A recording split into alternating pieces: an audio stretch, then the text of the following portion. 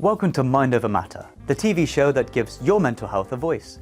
So today we have real people telling real stories, all about their own mental health issues, how they helped other people overcome their challenges, and well, when you're in situations that aren't quite what you expected.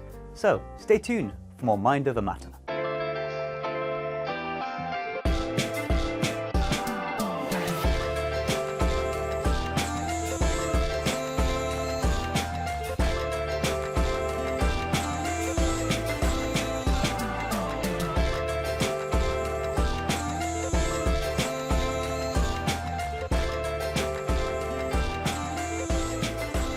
Hi, Anita. How are you? Welcome to the show, Mind Over Matter TV.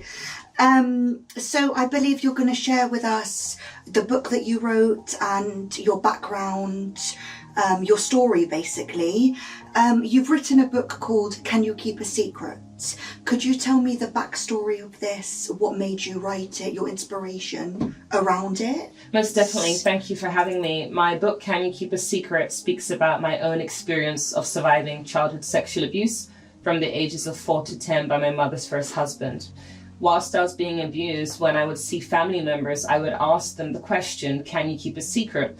And their response was always, it depends. And as a result of that, I was a victim of attempted rape for 6 years of my life. Now, if they had responded differently to that question, I would have been able to disclose what I was going through, and I believe that they would have been able to intervene, and that would have changed the course of my entire life. As a result of my own personal experience, I wrote a book because I want people to understand that when someone asks the question, can you keep a secret? The answer is always yes. But what most people don't understand is that this is not about secret keeping. In fact, when a person comes up to you, even if it's a friend or a peer, and asks, can you keep this confidential? Can this stay in the room? The reality is they want to tell you something, but they want to feel comfortable and confident in doing so. And so if a friend came up and said, Anastasia, can you keep this between us? When you say it depends, they're not going to disclose that they're in an abusive relationship, and even more so for a child. Now, when I do talks around the world, I explain that the purpose of saying yes is to hear the disclosure. So, for example, I know of a case of a young girl who came to school and said, Daddy was licking my cookie. Now, that was her private parts. And of course, nobody knew that, so no intervention took place. Now, imagine if this girl came to school and said, can you keep a secret? When you say no or it depends, she's just going to simply walk off. Whereas if you come back and say, yes, I can keep a secret, that opens the door for her to disclose, Daddy is licking my cookie. Now, the next step when someone has disclosed information to you is to communicate first and say to them, because of what you've told me, I'm going to have to phone the police. And I say that because people who see the book title or hear the message, they straight away make the assumption that we're keeping secrets or we're breaking trust. That is not what is happening here. Someone comes up to you and says, can you keep a secret? You say yes. Then they disclose, for example, Daddy is licking my cookie, and then you say to them, I have to break your trust and phone the police, and then you go off and do it. You don't just phone the police without disclosing that to the child first, because they may end up recanting. It creates trust issues. So again, can you keep a secret? Yes, Daddy is licking my cookie. I have to break your trust and phone the police, and then you go off and do it. And so I wrote the book to explain this so that if a person comes up to a family member, friend, teacher, and is asked that important question, the right response is given, and that child has the intervention to enable them to be safeguarded from future abuse. Children actually ask the question. When I was a child, I asked family members, can you keep a secret? So it's not a family member saying it to me. When a child is being sexually abused, they are often embarrassed, ashamed, uncomfortable. So they say to a friend or a family member, can you keep a secret? This is not an adult saying it to a child. It's a child wanting to disclose that they're being assaulted in their bed every night, every week by a family member. So that child asks somebody, can you keep a secret? And when that child gets the answer yes to the question, the child then discloses that they are being abused. And I can say from experience that I have met multiple victims and survivors who have told me point blank they have never disclosed about being abused. I am the first person they've told. And that's because they feel comfortable, they believe it's a safe space to speak to me, a victim, survivor, a thriver, somebody who's been there and understands what it's like to keep this secret. The point is, a child, adult, whoever it is comes up to you, can you keep this confidential? Can you keep it between us? You say yes to hear what they want to tell you. That is the purpose of the message that I want to get across. If an adult comes up to you, if a child comes up to you and says, Anastasia, can you keep this between us? You say yes. They disclose whatever it is, and then you tell them, I have to break your trust and phone the police, and then you do that. So it is not necessarily safeguarding per se. It is that a person wants to disclose what they're going through, but they want to feel comfortable and safe to do so. When you say yes to their question, they can open up to you. Okay, that sounds interesting. So where can you buy this book from? Where can we get it from? Yeah. My book is available on Amazon, W.H. Smith, Waterstones, and I also have a website which is changingcases.co.uk. That's changingcases.co.uk. The book is available for purchase there. 90% of the profits goes to charity, so it's all for a good cause. That's really good. Okay. It's a shame you didn't bring it with you today, otherwise we could have... Unfortunately, short-term memory loss due to trauma. Yes. I was falsely imprisoned in the Caribbean, story for another day, and lost my short-term memory as a result of that 5 years ago. Yeah, I'm really sorry about that. Yeah.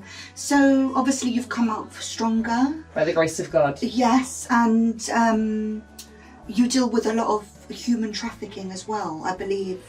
You're a motivational speaker too? That's correct. So I travel around the world. As I mentioned, I've been to 60 countries, heading to Thailand on Monday, and I speak on sex trafficking and child abuse prevention worldwide. I've done a TEDx, which unfortunately is unlisted, which means that without the link it cannot be seen, but it is on my website. My desire is to educate and empower people on a topic that's close to home. I do not believe in awareness raising. In my mind, awareness is knowing and doing nothing. I rather educate people and empower them with the tools to safeguard the people in their world. The reality is anybody can be a victim of abuse or trafficking, male, female, young and old. We should not wait until it's in our own backyard. We need to be people with information. As a born-again Christian, the Bible says, people perish for lack of knowledge. The reality is there is so much ignorance surrounding this topic. It is a very important topic. Child abuse prevention, human trafficking prevention helps us to safeguard the people in our world. And that is why I chose to be vulnerable, write a book, speak on TV, radio, do a TEDx, because I don't believe I should be silenced. Every one of us has a calling, we all have a message, we all have a gifting. And sometimes that comes about because of the experiences we've had in the past, because of challenges and hardships. I believe no matter what we go through, we can take those negative experiences and turn them around for good. And that's what I'm trying to do. That's amazing. Yes. Well, yeah, that's a lot. And I'm sure there's much more that you could speak about. Is there any message you would like to say to the audience today? I just want to encourage people to reach out to me on my website, changingcases.co.uk, to learn more about what I do, to invite me to speak. I do not charge on the talks of human trafficking and child abuse prevention. I do it completely free of charge. It's an important message. So I want to encourage people to reach out so that I can come into the community to speak, to share, to educate, empower, and to change lives. And then just lastly, I'll be going to Thailand for an anti-trafficking conference. I leave on Monday. If people want to support donations so I can take books, school supplies, and make a difference to the children that are out there, they can do so by contacting me via my website, changingcases.co.uk, or donate in kind would be greatly appreciated. Thank you. And please see link below for more information of what Juanita does. Thank you very much for coming today. And that's the first interview for today of Mind Over Matter.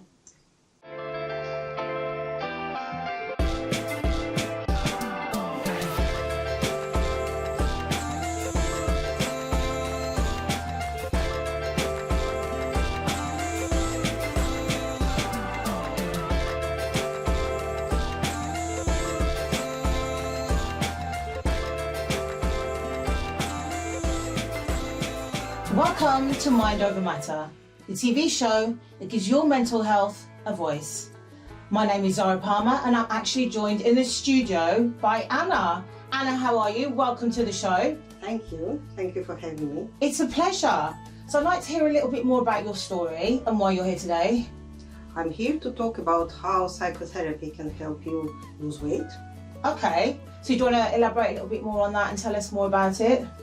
Well, what happened, as I was working as a therapist, Yes. My client came to me and they brought, I don't know, work stress, complex relationship, various issues that they were dealing with. And as they began to work through these issues and get better, they also started to do more self-care, to look after themselves better. And some of them then came to me and said, oh, I lost weight, I look really great. Like, how did that happen? And that made me think that definitely weight loss was connected to solving emotional issues. So when did you actually find out that weight loss was physical and emotional? Like, when did you realise that? Absolutely, it's totally connected. Yeah. And as my own example shows, I was eating large portions. I was a couple of sizes bigger than now. And I was doing it for comfort when I was tired, when I was upset. And as I was working through my issues in my psychotherapy, I stopped doing that. I just didn't need to have huge portions. And it just happened as if by magic, but of course it was not by magic, it was me resolving my past traumas. Right, so obviously you suggest people out there, obviously the viewers, that obviously the best way to kind of deal with something is to deal with your past traumas. Yeah, absolutely. Yeah, you have to really pinpoint the recommend root that. of the problem. Yeah. So do you have any more advice for people out there that obviously have been in that same situation as you? Well, one thing is notice when you're overeating or maybe eating junk food or eating sweets, is what happened just before you started doing that. Maybe you got upset, maybe you're scared, maybe you don't want to start doing something, you're procrastinating. So once you solve this issue, then it will be very easy to stop overeating. I have to say, I know this is obviously about you, but I also have this issue as well because I tend to overeat, and I'm actually quite inspired by you actually, that you've actually managed to lose so much weight and you've actually gone this far, and I'm thinking if you can do it, then I can most certainly do it. Yeah. Yes, if you start sure. noticing how you eat and what is your pattern, you can definitely solve it. Why is it important to approach weight goals with compassion and not punishment? Well, if you set yourself really strict goals, if you starve yourself and then if you overeat and you start telling yourself off for doing so, you'll unconsciously, subconsciously start trying to procrastinate, to avoid this diet, and then you will not succeed. So instead you need to start from a position of looking after yourself, of liking yourself, and then you will actually achieve results. So I think I agree with that. Self-love is obviously very, very important, and I've obviously experienced that as well, of not feeling good in myself and good in my own skin. So yes, you kind of eat. And then you eat more. Yeah, exactly. That's what I've been doing. I mean, I'm actually in a good place right now, so I'm quite happy. But I do eat a lot because of those reasons, and I might need to take you home with me to give me some advice. So if you could give the viewers at home some advice, sort of where to start, like some people out there that don't know, sort of have a clue what they're doing, what would you suggest? Well, quite often people say, oh, I want to lose weight, but they don't have exact, precise goal. They don't know how much weight they want to lose. And then they start dieting and they don't know, they kind of can't celebrate the achievement because they don't know what size they want to be, how many kilos they want to shed. So it kind of becomes a never-ending quest, and then you become negative and defeated. Yeah. So you have to have a really clear goal, like I want to be this size, I want to lose that much weight, and then you can actually move on and go there. What would you suggest? What would you, the gym, diets, what kind of things would you tell people is the best way to do it? Well, exercise definitely makes you feel well, so you should choose exercise that you like. You shouldn't do something that you kind of have to force yourself to do every day. You should enjoy it. And also eating-wise, you need to have a diet that you like, because you have to stick to it kind of on a daily basis. It shouldn't be something really restrictive or avoiding any nice food. It just wouldn't work. What would your day actually look like on a typical diet? Well, I'm not a nutritionist, so I can't exactly advise you which products to eat. There is a lot of good advice out there. I myself follow Zoe Science and Nutrition. I really love the podcast. But it should be something that you can maintain on a daily basis. Like even if you go out, you could choose some foods that you can actually eat rather than starve yourself. Yeah. So it should include lots of different products, lots of fruit and veg, and probably avoid ultra-processed foods. That is the main thing, because that really is probably a lot because of that makes you people feel kind of ill and psychologically unhealthy. Yeah, I totally agree. So, what actually are the mental health benefits of a healthy diet? Well, there are a lot. I mean, it's more benefits of you're avoiding negative results and consequences of eating unhealthy diet like ultra-processed foods, because if you have lots of ultra-processed foods in your diet, that might lead to depression, anxiety, all sorts of inflammatory disorders, which is not great. So if you avoid that and eat fresh vegetables, fruit, just fresh foods, or cooked yourself, then you will feel better mentally. Definitely you'll have more mental clarity after even a few weeks on this kind of thing. So Anna, thank you so much for coming down to the show. It's been really insightful. Honestly, I think that the viewers at home will find this actually interesting and obviously very helpful. So we really appreciate you being here. Yeah. And obviously we'd like to come back to the show one day and discuss it a little bit further. Guys, thank you so much. This is Mind Over Matter. Take care.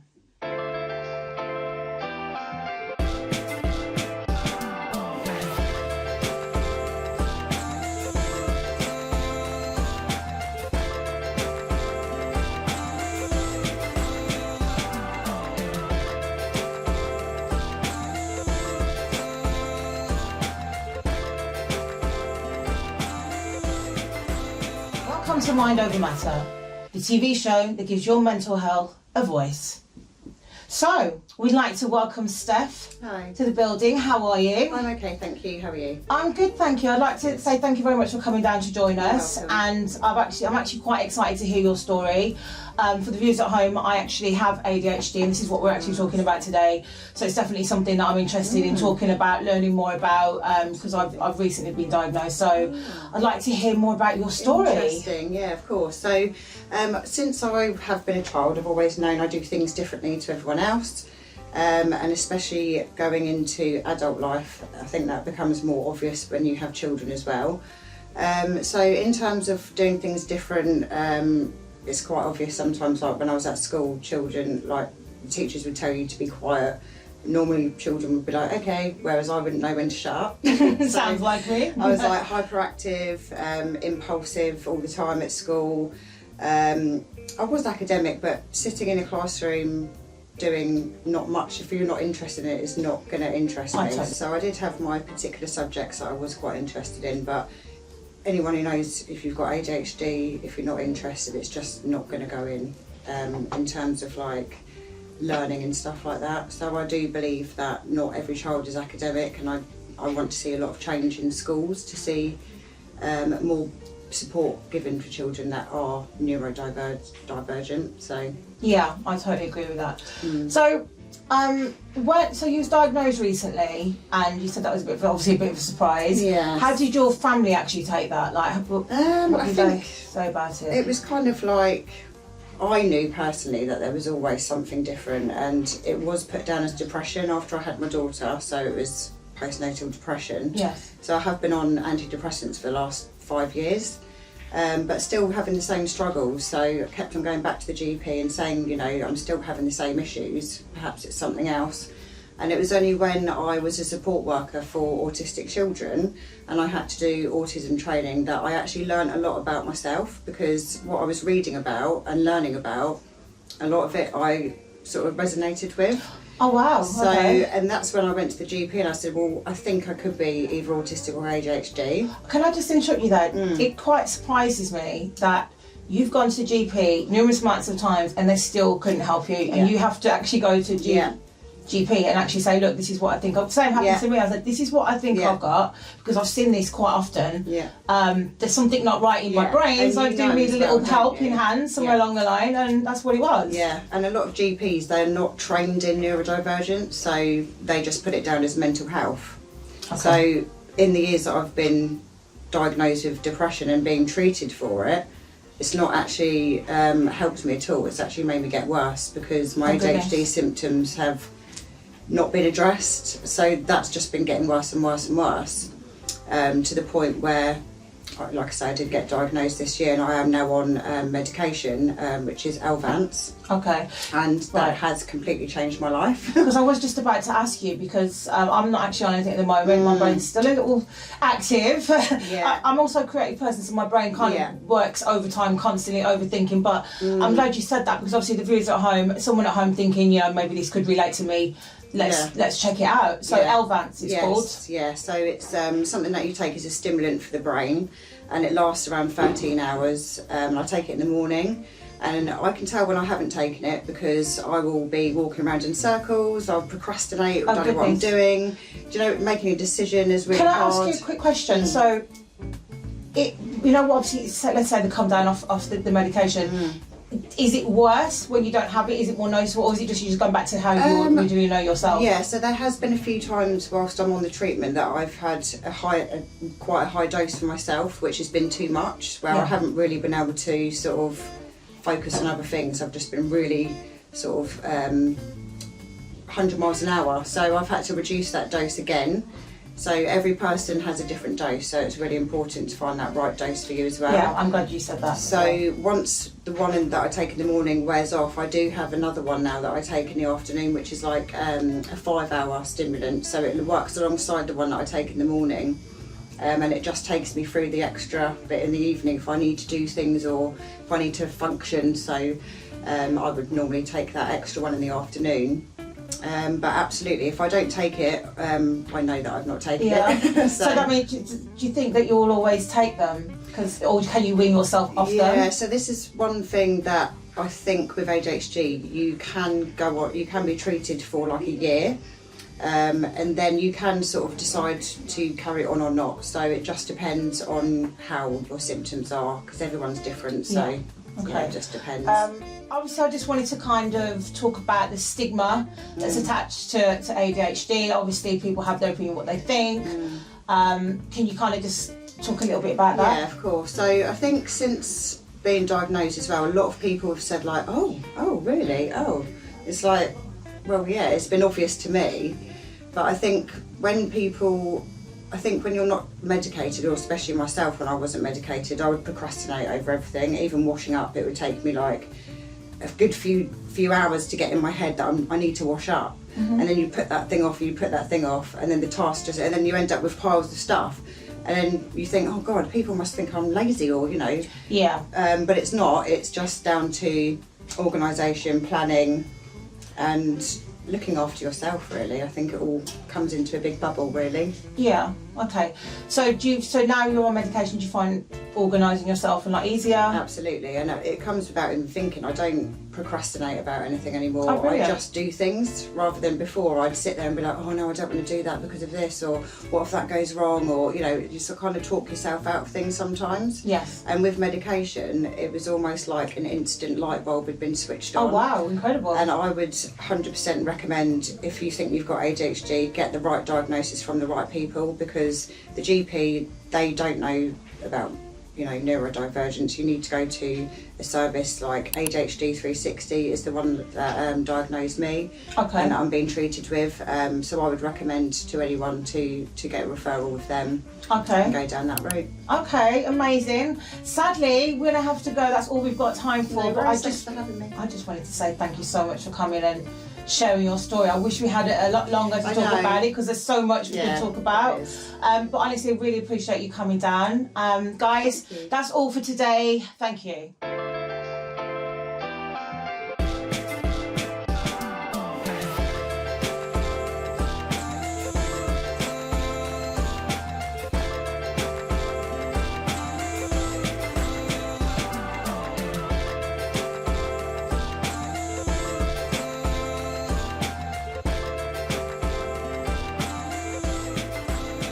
Welcome to Mind Over Matter, Series 2, Episode 3.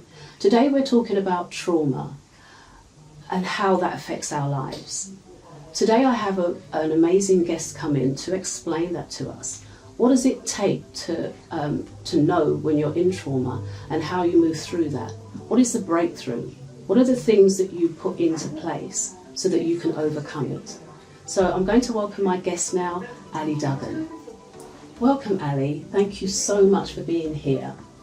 tell me, what are the steps that you've taken to overcome trauma, and what did it take for you to get to your breakthrough?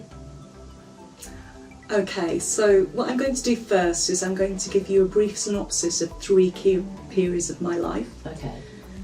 The first was when I was at university, so very young, Okay. and I had 3 life-changing experiences that happened within a very short space of time. Within the space of 8 months, I had a car accident and I had mobility issues. I had a second car accident in which I had head and neck injuries, and I was in excruciating pain. Even resting my head on the pillow was so painful. Sleeping, having flashbacks, just very challenging, and I didn't know, but that was the start of PTSD. Then fast forward a few years later, and my dad was diagnosed with leukemia. He was hospitalised for a month. He was giving groundbreaking treatments, but unfortunately it didn't work. He came home for palliative care. They gave him 2 months. He lasted 6. Now, what I'm very grateful of is that I had those 6 months to spend with him. And then I found out I was pregnant, and 8 months later, I had my son. Now, that was so challenging for me because I was dealing with the grief of losing my dad, plus having to care for a young newborn baby. And I wasn't in the right headspace. I had postnatal depression, which then developed into chronic anxiety. Fast forward again, another few years, and this time it was physical trauma. And my physical trauma started with glandular fever and chronic fatigue. So I was off work for 6 months. 18 months after that, I was hospitalised as an emergency admission with a twisted colon. And they were concerned that they'd have to perform emergency surgery, but fortunately they managed to do a temporary fix. I was hospitalised 3 times in total, and eventually had bowel surgery. But alongside that, I also had vasculitis, and vasculitis is an autoimmune condition that I didn't know was being influenced by the issues with the bowel. So I couldn't have bowel surgery because I was having the vasculitis, I was on medication, I had to have blood tests taken every week. And because of the nature of the medication, I couldn't have bowel surgery because it was too dangerous. So they were trying to treat 2 conditions at the same time. And it was while I was off with bowel surgery, I think that was really the start of my turning point. Oh, okay. So tell me, how did you manoeuvre through that time? You had a young child. Yeah. You had surgery. You had multiple surgeries. You lost your father in a tragic way. So I'm very sorry to hear that. How do you manoeuvre through something like that? Well, I think with the bowel surgery, I was very fortunate in having the bowel surgery. My health was so much improved. Before I had the bowel surgery, I took 7 tablets a day to eat, because eating, my body went into spasm. Yeah. And after I had bowel surgery, I no longer had to take that medication. I couldn't travel very far. Yeah. Because I always needed to be near some facilities. I was often in pain. So initially, the sheer fact of I wasn't in pain and I could eat, something that most people would take for granted. Yeah. And while I was off work for 3 months, I just knew somehow that something needed to change. And I found somebody online and a coach, and I started working with her, and I started working through some of the flashbacks, and actually I managed to clear some flashbacks. And as I did that, I thought that was fixed. I thought that was part of my personality that was fixed, that couldn't be changed, that would always be there, and it wasn't. And then I just started wondering then what else could change. So is it that you saw the trauma that you was going through about change, or was it about transforming? How do you fit that into your healing? Well, for me, it was, to be honest, I'd had chronic IBS since teenager, so I'd had chronic health issues for a long time. To be honest. Health had governed things, and things like PTSD, postnatal depression, anxiety, and they'd taken over my life. And it's just, I started to realise that I actually looked at complex PTSD, and I looked at the description of complex PTSD, and I looked at the description and I thought, that's me. I honestly thought that was me, and I realised it wasn't me. It was the symptoms of things that I'd suffered from, and so I went through every time working with this coach. She'd give me a challenge, and it was a challenge, and each time I would break through. And I had chronic social anxiety, so what am I doing here talking to you today? I used to have panic attacks going out, and she gave me exercises to do to calm myself down. And each time I got one of those wins, it made me, want to try something else. And it was just bit by bit by bit, and I kind of can't believe that was my life now. So what does freedom look like to you now with trauma? When you're dealing with trauma, what does that look like for you now? I just do what I want to do. I mean, one thing I haven't yet shared with you, and that's a whole other story, is shortly after I had bowel surgery, I also had breast cancer, so I was treated for breast cancer as well. Now, when I had breast cancer, then I chose to quit my job. I've been at the same place for 19 years, and I just thought, if these things are just going to keep happening, then I just want to give life a chance. And somehow it just took away a bit of fear, and now I just work within my own fear, and I go, is it a real fear? Is it just, or is it a bit of excitement, because they both feel the same? And if there's something I want to do now, I just go for it. I honestly do. And I feel so free in myself. I feel like I can fully be myself, not me, the me who suffered all this trauma, but the real me. So who is the real you, Ali? How do you describe yourself now? I'm happy. I've got a very good sense of humour. I love to act and I love to perform. I'm also a writer as well. I'm a coach. I've actually now moved into the coaching world and also training myself in trauma-informed practices.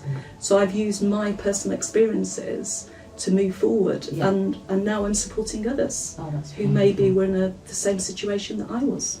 So you used your trauma that turned into your transformation, where you've become this coach and this person to help and uplift others that are going through similar things. Is it just trauma, or other things that you focus on? Is that your niche? It's not just trauma, because I'm very mindful, because I've suffered from a lot of trauma.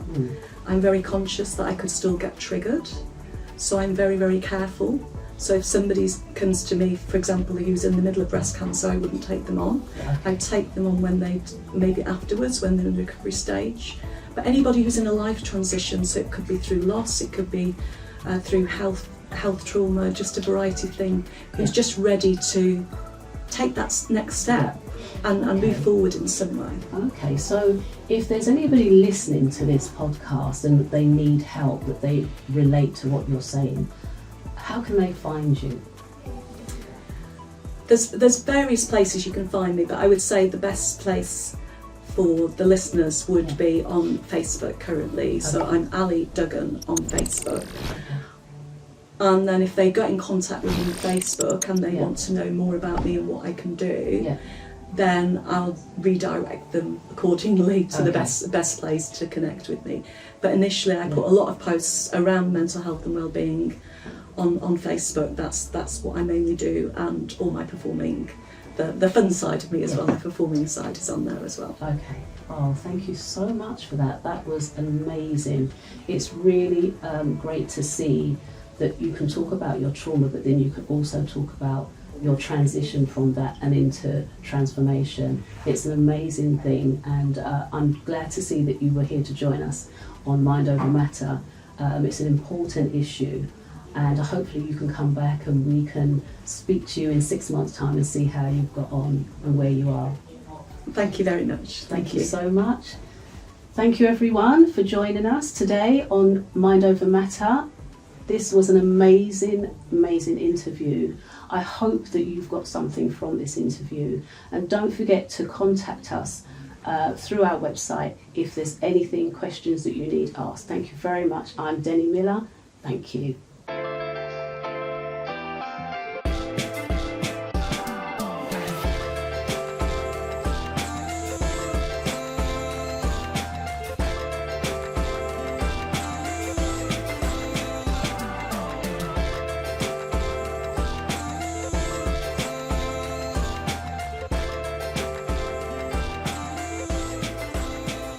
Welcome to Mind Over Matter, Series 2, Episode 3. Mind Over Matter, the TV show that gives voice to mental health issues. Today we're going to be talking about relationships and how you can be effective in a partnership with someone suffering from mental health issues. Today we have a wonderful guest with us today to tell us her story and how she has coped with the challenges and barriers in dealing with that in a relationship. So I'd like to welcome Winnie. Welcome, Winnie. Thank you so much for joining us today. Hi, Denny, and thank you for having me. You're very Hi, welcome. everyone. You're very welcome. So tell me, how has your relationship gone from somebody that you knew, that you thought you knew, to somebody that seemed like a stranger? How did that? Well, I'm a romanticist, Denny. So when he told me that he has mental health issue, I was thinking love conquers all. Yes. Like, I'll be around, I'll stay with him and support him and take care of him. Actually, when he said, I actually asked him, if you're suffering, say you're having depression, you're having anxiety, or you're having those episodes, what would you like me to do? Because I don't know. I don't have any idea. And then he said, just leave me alone. Oh. So I was thinking, okay, so might stay in the room. Yeah. I'll just do whatever I want. For the first few years, it was okay. I mean, I would just, he would just be in the room or somewhere and doesn't want to be bothered. And I still do what I can, like, cook for him, clean the house, take care of him. And he said, just let me be me at that moment. And I just let him be. So in that time, who were you when you was letting him be him? It was you. That's the thing. I think my mistake is that my world revolves around him. And so I didn't go out with friends. I mean, rarely did I do that when I was with him, because I was thinking I have to take care of him. Yeah. What if something happens to him and I'm not around? Yeah. So yeah, it's just me, him, and his house, and of course work. But the thing about, and when he's going to the procedures or when he's going to his therapy, I would meet up with him, so that we would go home together. But Did then, you have the opportunity to do therapy alongside him? not alongside him, because I was thinking at that time, I wasn't thinking of myself. I'm just thinking of him. I want him to be better. I want him to be happy. And How did you educate yourself to deal with somebody? that time, nothing. I didn't do anything. I was just thinking my love would guide me, common sense would guide me. But then, if you don't know anything about what's going on with him, I think it's not gonna work. Yeah. Because you'd be lost. Yeah. You'd feel helpless. Like, okay, I've been with him for years and it's still the same thing. So I was thinking, this is not doing any good. So what were the actual mental issues that he was dealing with? At first he told me he has anxiety, he has depression. But he didn't tell me the worst part, which is personality disorder. I forgot that term, but he has that issue. And then it became worse through the years, wherein you wouldn't know anymore whether you're talking to him or the other personality. So that was kind of scary on my part, that which leads to cheating. Some people would say he's just using the mental health issue to cheat on me. Yeah. But then again, you know, when you're with him, I confronted him about that. Yeah. And that's why I left him. Anyway, I confronted him about that, and he's saying it wasn't him. Oh. He was saying that he can't stop the other person coming out because that's what he wants. That person feels powerful and feels, you know, confident and wants to experience all those things. Because him is kind of like the shy type. Yeah. Inferior. Not Yeah. inferior, but he has this personality, he just keeps quiet. Oh, So it's okay. it's so opposite him. Yeah. And so I left him, went to my friends crying and all, because I still love him. And then my friend says, how can you leave someone who's not well? Yeah. If you really love him, you'd go back and take care of him. And so I did. And I was thinking, yeah, he's sick. I have to understand that. But then, what about your self-respect, right? I mean, I can't stop him from doing things that I don't like, that shouldn't be in a relationship. And he even gave me an ultimatum to accept open relationship or leave. Oh. So who took care of Winnie when all this was Myself. happening? That time I was thinking, I don't want to live a life that's miserable, because if what we're doing are the things that I don't want, then that would just make me miserable. Yeah. That wouldn't make me happy. Yeah. I don't want to be in an open relationship. I'm a romanticist. Yeah. I want the traditional one. I want, you know, just us. Of course. Not share ourselves with others. Yeah. That I don't love. I can't do that. So at first he was saying, okay, I'm not going to do it. But then he would still do it. Yeah. So that's it. I was thinking that this is not for me.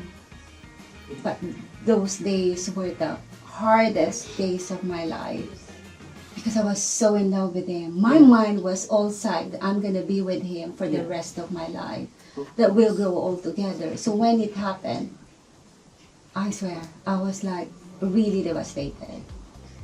I work and work because I don't want to be alone and think of what happened with us. I'd be walking in the corridor and crying, and then back to my desk without tears. Those were the days. And I remember my friend was saying, the first time I saw someone with 4 tears rolling at the same time, because I was so hurt. Yes, of course. Thinking about it, you know, I've seen letters, I've seen his letter to the woman, and it hurts. It really hurts. Okay. So you had all this to deal with. You had somebody with personality disorder, anxiety, so many things. So do you know who you was in love with, you loved? The person that I love is the person that I met, the person that I knew, the person I went out with, I'm with. But now the person who's showing up is the person that I don't know. Yeah. And it hurts. Because where is he? Yeah. I can be with someone I don't know. Yeah. I Okay. have to be with someone that I love. So even if, you know, friends would say, take care of him because he's sick, what about me? Yeah. I have to prioritize myself. I have to make myself happy. So that took you quite a time to get to that realization. Yeah. Okay. It's a very difficult situation to be in, especially when you love somebody. So who are you today, Winnie? Someone who's living the life and believing in we only live once. Yeah. Live by the day. Make the most of the day. Yeah. Be happy. Yeah. I think it's not about physical things, it's not about material things, Yeah. but what would make you happy? I think for me, if you're happy, then you're contented. If somebody that is dealing with the same sort of thing that you're going through, what would be the words of advice that you would give them? Ask yourself, are you okay? ask yourself, are you happy? Ask yourself, is it worth it? Would you advise that person to seek help? Yes, yes. Because if it's just on your own, it's difficult. Okay. And also, you know, that's the time that you go out with friends and family. That's the time that you have to be them. I'm grateful with my friends because even though I chose him before than them, they were around when I fell. So yeah, it's just, it's hard when you love someone and that someone doesn't value your love. Yes. But I know it's different because he has mental health issue, but it's just so when it's a heavy love, you know, Yes. it's like you devoted your life to someone and left you. So yeah, that's difficult. And although it's been in the past, and I know people would say, why is she still crying? Then that means she's still in love. I'm not in love with him anymore, but It's the situation, memory. Yeah, it's it's the memory. the emotion of the memory. Thank you so much, Winnie, for sharing that. I know Thank there's you. so much more to your story and what you've been through, and it would be lovely to have you back to discuss this and open it up further. So thank you, everybody, for joining us today to listen to Winnie and her story. If you have any issues with the topics that we've been discussing, don't hesitate to email us. And it'll be lovely to see you join us on the next episode of Mind Over Matter.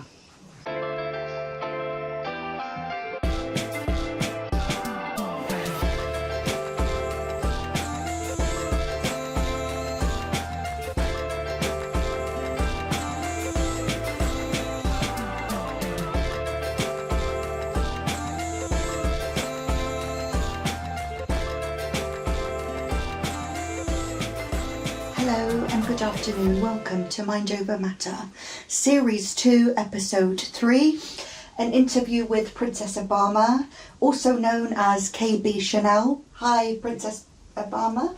Hi. She'll be talking about bringing her husband into the UK, to do with immigration and relationships. And as we say, what if the act of kindness broke you? What if helping someone you love, they let you down? Studies say by the American Migration Policy Institute reveals that stress related to immigration sponsorship doubles when extended family are involved. KB Chanel, our guest, can talk about that more. So let's touch a bit on that. It sounds like an emotional story. Did you ever blame yourself for bringing him over, and how did you begin to shift that blame? Every day I look back and I say, this is one of the worst things I ever done. Actually married my ex-husband and literally bring him over here. Bringing him over here, I was already mental, to be honest, and he gave me more of a mental health issue more than anything else, in the sense of ignorance. When you want something and you don't give it to him, you throw a tantrum. So it wasn't the fact that he used you for a visa, it was more to the fact of how he treated you? Or it was both? It was both. It was both, actually. For me, it's actually, he used me to come to the UK, actually. And he actually cussed me and tell me that too. And he must have changed after he got his visa, right? After he's got his first 2.5 years, Yes. then he began to turn into somebody else I don't know. And when I see all of that, I decide that I'm not going to help him to get his visa again. And somehow he kind of pressurizing me into getting it for him again. And I kind of give in and get it for him again. But the way this man is ignorant is like, put it this way, he wanted his driving test. Okay? I helped him with that. And then I decided, you know what? You need to do this yourself. And then he asked me for like £250 for him to do the driving. I'm like, no, I'm not giving you any money. Do it yourself. And he was literally crying for that £250. And after you get that £250, it's like the arguments begin. And anytime you want to like go out and do his thing, cheat, it start the arguments. Any excuse to... Any excuse to start the argument. To start an argument, to blame you. Yeah. Yeah. And what was your... I mean, did you get help from friends, family about this? And what was your turning point in getting that help? To be honest, I had some friends, what I thought was my friends. And what happened is like, I don't know how you manipulate these friends of mine. But it actually went to my friend and told them one whole heap of crap. Caused me and the friends not to be friends anymore. He's so manipulated. I'm like, I never met somebody like that in my life. So he was good at manipulating your friends? Yes. And they were siding on him? Yes, because when you look at him, the way he's quiet, it looks like there's no way this man can do anything wrong. Yeah, during the show he's perfect. He will help me fit my shoes, fit my clothes, he will do everything. So everybody always think, oh wow, he's a perfect husband. But the thing is, nobody knows what happened behind closed doors. They won't know. Yeah, they won't, because we come out smiling. And every time they see me, I'm smiling. And then when you tell them the situation, they probably won't believe you. No, nobody believed me. Everybody always think that it's princess. When you say show, what show do you mean? Are you part He does I'm modeling shows. Modeling shows? Yeah, okay. I'm modeling shows. Is Princess Obama the name for your modeling? Is that the name you use? I use Princess Obama sometimes. I use KB Chanel sometimes. Those are your stage model names? Yeah. Okay. And do you model for magazines and stuff? I do. I model for magazine. I've been published in later catalogs. I go to different places to models, like New York. We go just all over. Yes. And so back to your ex-husband. How did you meet him then? Online, and you brought him here, or? Well, it's like he knew the family and he was friends with the family. And so we get chatting because he's quite close to the family. The family says, right, well, because at that time I didn't have a partner. The family says, well, one of the family says, he's a nice boy and blah, blah, blah, blah. So I was there. And then by the time I go down to marry him, it's like, and the family find out, some of the family find out we didn't know about it. They were all mad, like really mad. They didn't want me to marry him, but they're not telling me the reason. You know, at one point, some of them said, yeah, marry him, he's a good boy. And the next side's like, no, don't do it, don't go through it. But they're not coming forward and said, don't do it. They were like proper cussing me out. Like the family were cussing me like no tomorrow. And that's the family who him and they were really close. So I couldn't understand it. But anyway, we went along and marry him and then bring him to the UK.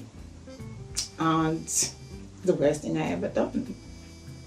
But I guess we all learn from our mistakes, you know? Yeah. And you came out stronger, I guess. I came out stronger. And the blessing is that you learned from it. I do. And what message would you like to say to the audience about anyone who is going through this at the moment? What I want people to know is that when you meet somebody, before you think about jumping into a relationship or jumping into marriage or anything like that, get to know the person before you actually think of a relationship, especially marriage. And thinking of taking them to abroad, think twice before you do that, because most of them is not because they want a relationship. They just want the papers. They want the papers. Exactly.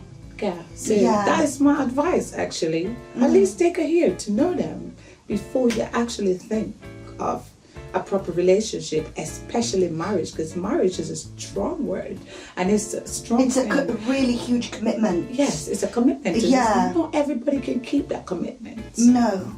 Yeah, if you have kids and you bring a man around your kids, a man, woman, any relationship you have around the kids, and the kids don't like their partner, please listen to your kids, because kids always right. They sense when something is not right. Yes, of course. Yeah. Kids have good senses. Yeah. Yeah. Definitely. Okay, well, thank you very much You're for welcome. sharing your story, and hopefully see you again. And yes, that was Princess Obama on the show today, and please stay tuned for the next episode. Thank you and good night. Thank you for having me.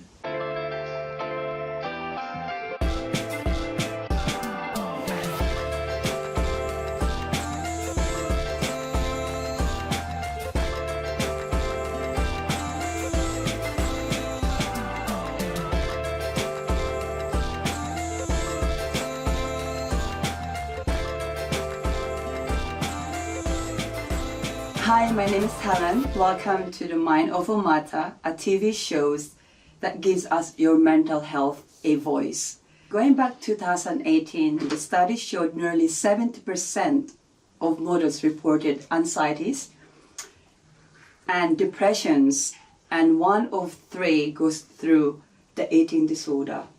Let's welcome Danielle today. Danielle will take us back to the world of pageant and beauty. So do you think those statistics reflect your experience, Danielle? So take us back to your story.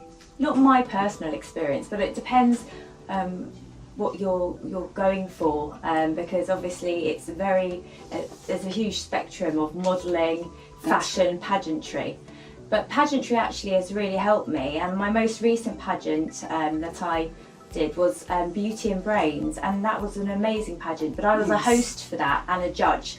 Okay. Now that pageant is so empowering for women because they have to undertake apprentice style tasks like baking, selling and merchandise, and presenting, and so it's very empowering. The face of pageantry is changing, and I fully support pageants like that. That's good. I also won an award which I'm very honoured to receive because of my work in pageantry, because I stand up for the underdog and really promote integrity in pageantry. Wow.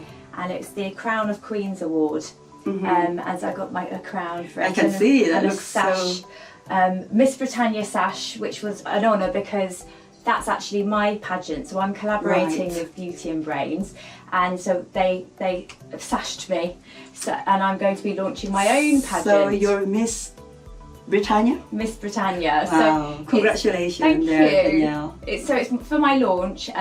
We're launching at the Asia Cup Polo on the 29th of June. Okay. And that's coming soon. It's coming very soon. We're collaborating with Asia Cup Polo, and it's for children and women.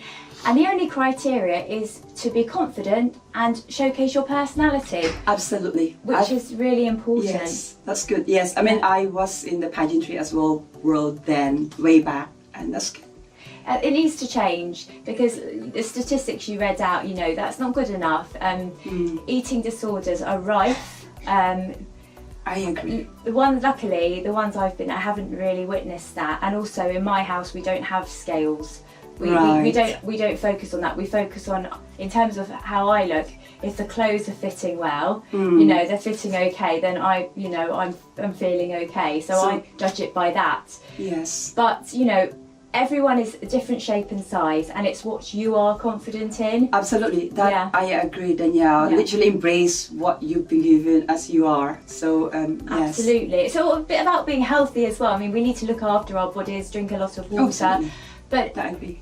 No one is the same, and that's what makes us so amazing. And that's why I invite children and women, you know, any shape, any size, any age, to join my pageants as well. That's good.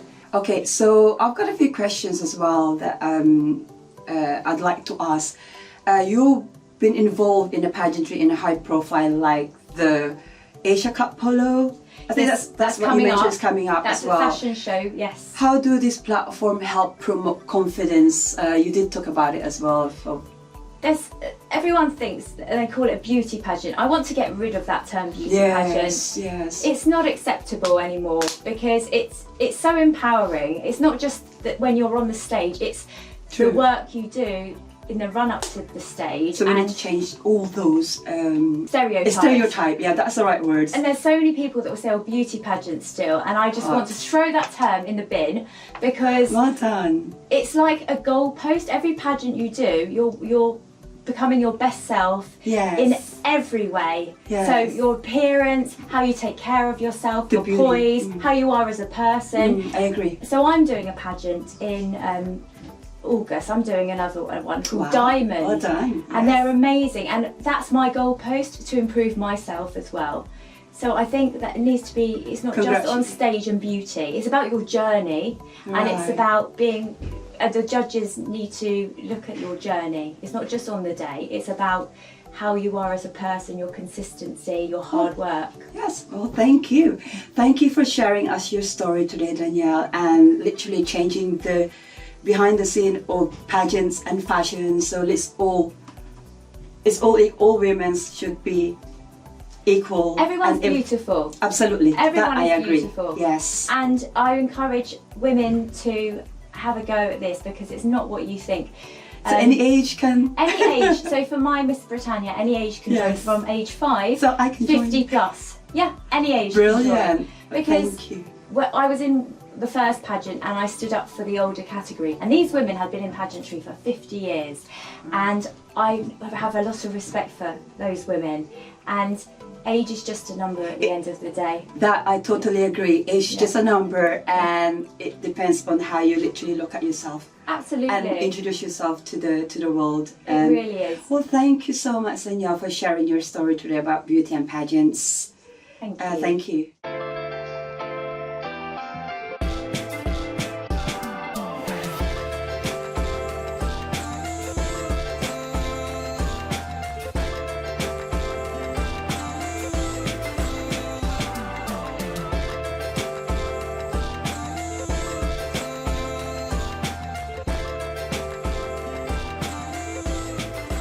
If your greatest strength and biggest struggle came from the same place? What if the mind that fuels your creativity also pulls you into darkness? Our today's guest, Esther, knows this well. Living with bipolar disorder while navigating the fast pace in the world of beauty and entrepreneurship is a walk between brilliance and burnout. Research from the University of Adelaide's School of Psychology shows that beauty professionals are especially prone to burnout, often due to client interaction and constant performance. And when you add mental illness to that mix, Esther, take us back to the moment you realised my mental health isn't separate from my business, it's part of it. Thank you so much, Naya, and it's wonderful to be back on the show.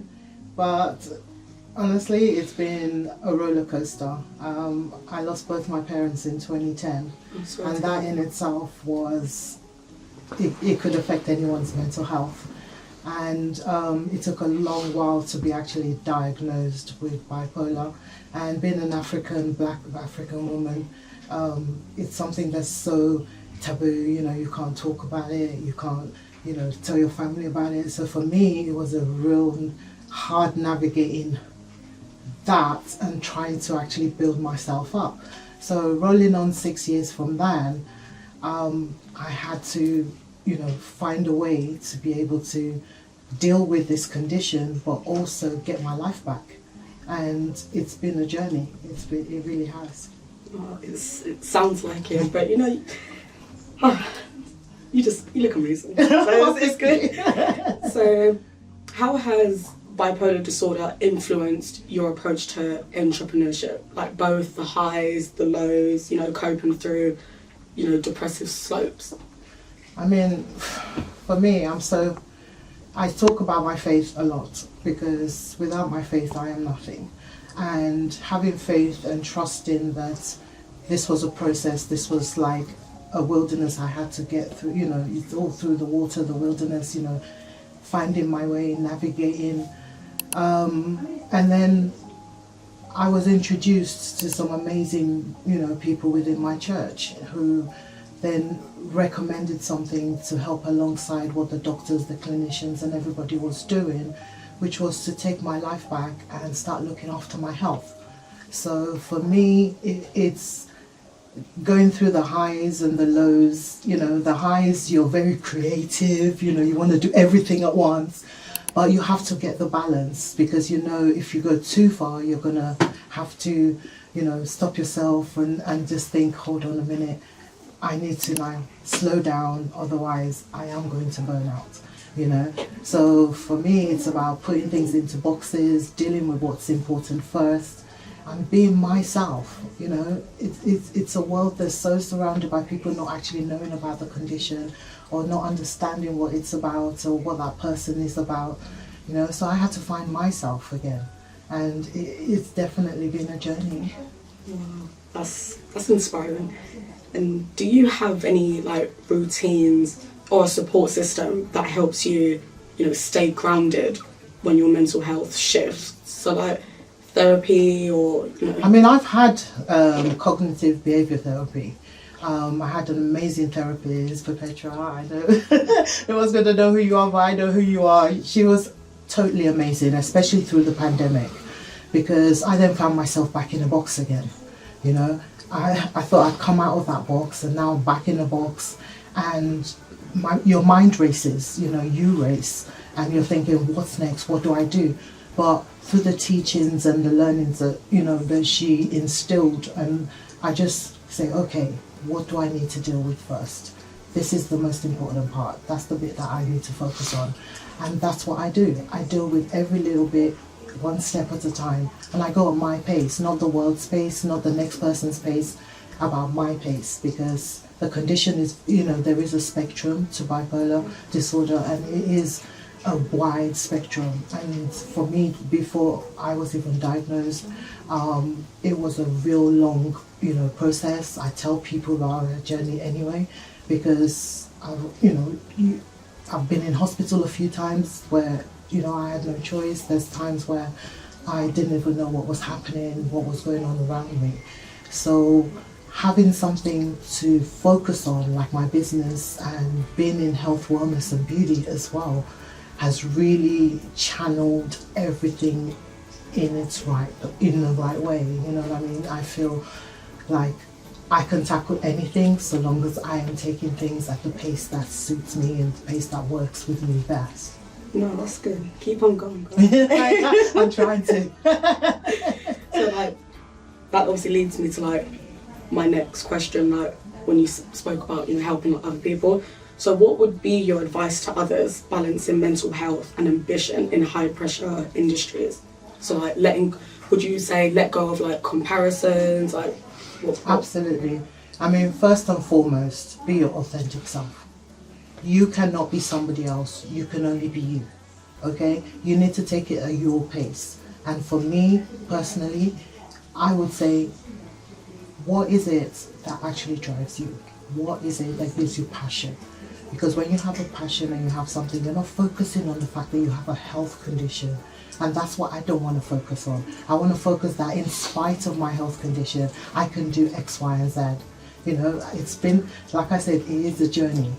life is a journey naturally, but when you add mental health and, you know, something like a bipolar condition into the mix, it just, and you can either, you know, slump down and just go down into that pit, or you can rise above it. And that's what I want to be able to, you know, encourage other women, men, whoever you are, to know that you can do anything as long as you are focusing on you. I do grounding now. Thank you, Gary Brecker. I'm not plugging nobody, but there's a lot of things. He's a biologist, and there's a lot of things that he teaches that make sense to me now. You know, taking time at the beginning of my day, it's a non-negotiable. You know, I make sure that I go out for walks. I have that time to myself. I have my prayer time, my quiet time. I have time for me. And then I get on with my day. People say, oh, start with the most difficult things. Those are the difficult things for me, because those things have to start and start yourself on the right path in that day. And I take it day by day. You know, you can't predict what's happening. You have to take it day by day. So what's like one mantra you turn to, you know, on hard times that, you know, keeps you going whilst burning out? Well, it's so funny you asked that question, because it was something that I was thinking, I was just playing in my mind so much. But one thing I loved doing when I was in hospital was art therapy. Art therapy is so good, you know, it helps you to just, you know, open up what is possible. And I have something on my bedroom door actually that says, some days you have to make your kind of beautiful. So it's like, that's what I say to people, you know, make yourself who you are every day, but sometimes you do have to just push yourself through. But remember that you are an amazing person. You are so unique. You are beautifully and wonderfully made. So don't be anybody else. Don't compare yourself to anybody else. Just be you. I love that. I think that's something that is good to end on like that. So thank you so much, Esther. I've been Tiana. Thank you so much for watching Mind Over Matter, and stay tuned for more episodes.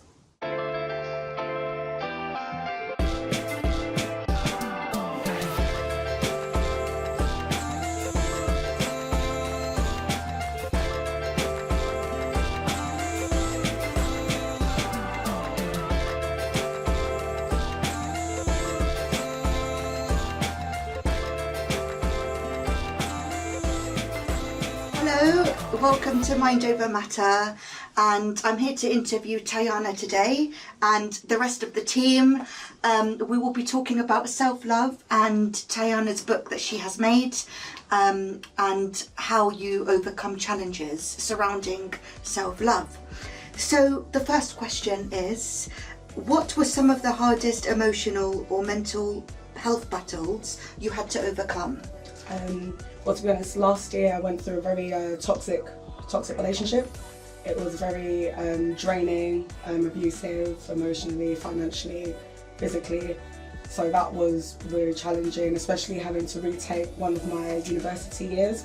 You know, but yeah, I think that was very, very challenging for me. And what are your thoughts on like self-love and everything? Did you find something to empower you? Was the book empowering? Because that's the thing that stood out when you said that. I'm sorry to hear about your experiences. But empowerment can really help you get you out of that situation. Is that what you found with the book? 100%, because obviously once I did my therapy sessions, I went, you know what, I need something more. So I decided to put it on paper. Yeah. So this experience encouraged you to write the book, basically? 100%, yeah. And was it like closure for you? Yeah, because I knew I wasn't going to get closure from what happened, so I thought, you know what, another way is getting it through the, you know, from the book. Yes. What's your book called? It's called Embody Your Beauty: Affirmations for Self-Love, Style and Confidence. Is it already released? Wow. Not yet, it's a work in progress. There's going to be 25 chapters plus a bonus one. I look forward to it. Yeah. I look forward to it. It sounds amazing. Are you be able to say that in the market, in the shop? I'm hoping to. I'm hoping to. Yeah. Should. Yeah. We can help you with that. That would be nice. And was there a moment when you realised, you know, this is not who I am, and I'm better than this situation. Was there that kind of moment you had? Oh yeah, like the amount of times I cried. Once I found myself on the floor going through all of that, I went, you know what, this is not me. When I was going out partying like basically every single day or every single weekend, I was like, this is not me. This is like, don't get me wrong, having a drink here and there is fine, but when I was going out partying, I knew something was wrong. So I decided to reinvent myself and then come back better and stronger. You know, I can relate to all of that, what you just said. I can relate because I've been there. You know what I mean? When you touch a depression bit, when you don't want to go out, you don't want to see no one, you don't want to speak to anyone, you're just all alone and just feeling like, you know, it's time to tap yourself. How did you get the support? The family support you as well? 100% family, especially that's my mum. That's good. Yeah. Especially my mum. And what message do you want to leave for the audience today? Oh, I've got two, so I'll make it quick. The first one is, if you keep reading your past, you will miss your future. Yes. And the second one is, just because they were part of your story does not mean they should be part of your healing. That's in my book. So so true. Yeah. So true. Nice. And it's the same with, you know, whether it's a breakup, whether it's a health condition, whether it's whatever it is, if you are allowing that thing to define who you are not loving yourself enough. You have to give yourself daily love. You have to give yourself daily affirmation. Yes. So I ain't telling you it's easy. I'm just telling you, you've got to do it every day. You've got to look in front of a mirror, stand there, butt naked. I don't care. But you've got to tell yourself, I am beautiful. I am amazing. I am fantastic. Embrace I am beauty. kick-ass. I am going to crush this But day. you know what happened? You know? You've got to do that. There comes a time when you look and you know enough is enough, and this is the time when you're gonna get up and do something about it. Yeah, This is I agree as well. That is true. But you've got to constantly be doing it, because it's a constant thing. You know, you're still gonna have your down days. You're still gonna have days. You're still gonna have days where you don't want to get up and do X, Y, and Z. But you're just pushing yourself through, and I'm so proud of the fact that I can't wait for this book to come out. I just want to say that it's not strictly about relationships. It's about everything. Just to clear that up. Well, we'll definitely have. Well, let us know when it's out. Yes, absolutely. I'm looking It's on my forward to it. Instagram. Check it out. Yes. What's your Instagram? Tay_Peters. TEY_Peters. Nice. Connecting straight after So, this. thank you everyone for attending today. It's been really nice. Team is lovely, and the production team as well.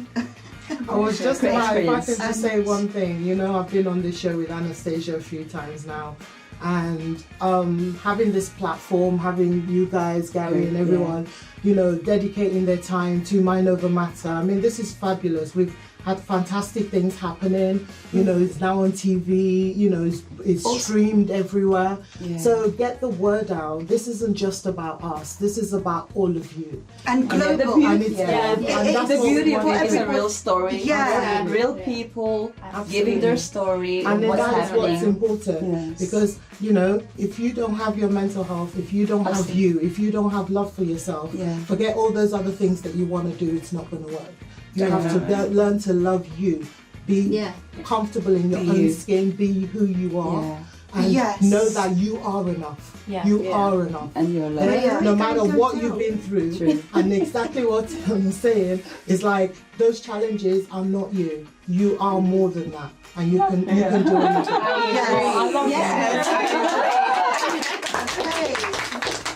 Thank you very much for watching Mind Over Matter Series 2, Episode 3, and we'll see you again. Please do stay tuned every Wednesday at 6:30 p.m. where we air. And yes, that's all for today. Thank you. Thank you.